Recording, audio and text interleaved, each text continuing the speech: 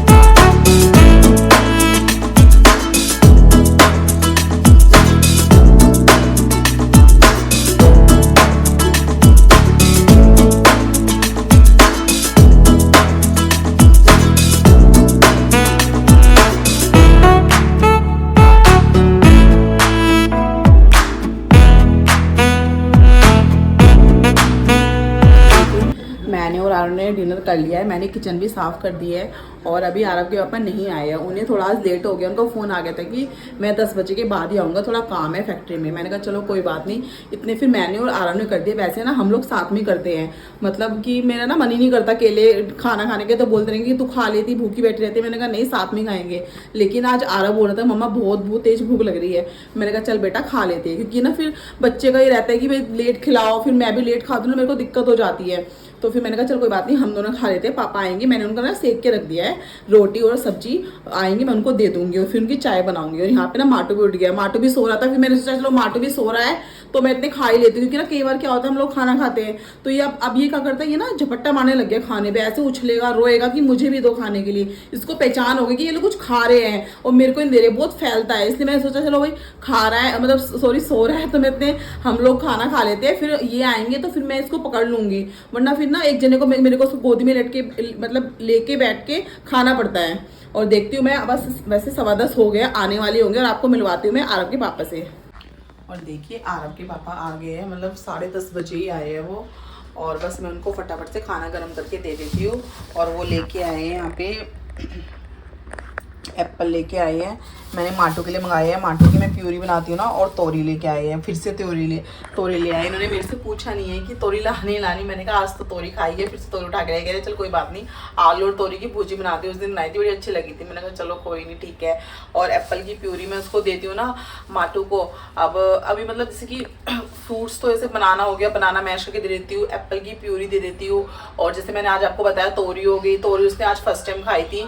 घिया हो गया, घिया भी ऐसे आलू बॉइल्ड आलू करके उसे कस के, मतलब ये चीजें देती हूँ ना तो खा लेता है वो। दाल नहीं खाता बिल्कुल भी, दाल मैंने उसके अरहर की दाल बनाई थी, आज मैंने सुबह अरहर की दाल चावल बनाए थे, तो मैंने उसकी मैश की थी, उसने बिल्कुल भी नहीं खाई, उगलाई ले लेके, मतलब 2-3 चम्मच बड़ी मुश्किल से खाई होगी, पता नहीं क्या है, कोई सी भी दाल नहीं खाता, पता नहीं। अब मतलब दाल इतनी जरूरी है, मेरे को तो टेंशन हो रही है कि अब इसे इसका ये हाल है, आगे क्या हाल करेगा। और आरव को मतलब मैं सोचती हूँ ना, आरव तो इतना सीधा था ना इसके सामने कि मतलब हर चीज खा लेता था। उसको दाल हो गई, दही हो गई, खिचड़ी दलिया सब कुछ मैंने मतलब 2-2.5 साल तक आरव को ये चीजें खिलाई है, और ये तो मतलब कुछ भी नहीं खाता।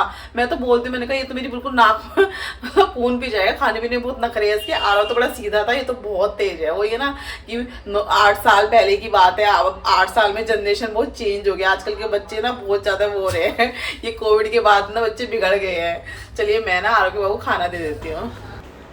और यहाँ पर आरव के पापा ने खाना खा लिया था, उसके बाद वो आरव के साथ बैट बॉल खेल रहे हैं। मतलब वो डेली ही खेलते हैं, थोड़ा बहुत ये रहता है ना, बच्चों को भी थोड़ा मन हो जाता है कि चलो पापा आए हैं, पापा मेरे साथ खेल रहे हैं। और यहाँ पे ना माटू मेरी गोदी में, और वो ना देख के इतना खुश होता है ना, दोनों को बैट बॉल देख के, मतलब बहुत ज़्यादा खुश होता है, उसे इतना मज़ा आता है ना, बहुत ज़्यादा। और देखिए दोनों बच्चे सो चुके हैं, और बस मैं आपसे मिलती हूँ नेक्स्ट व्लॉग में। तब तक व्लॉग को लाइक कीजिए, सब्सक्राइब कीजिए, अपना ध्यान रखिए, बाय बाय।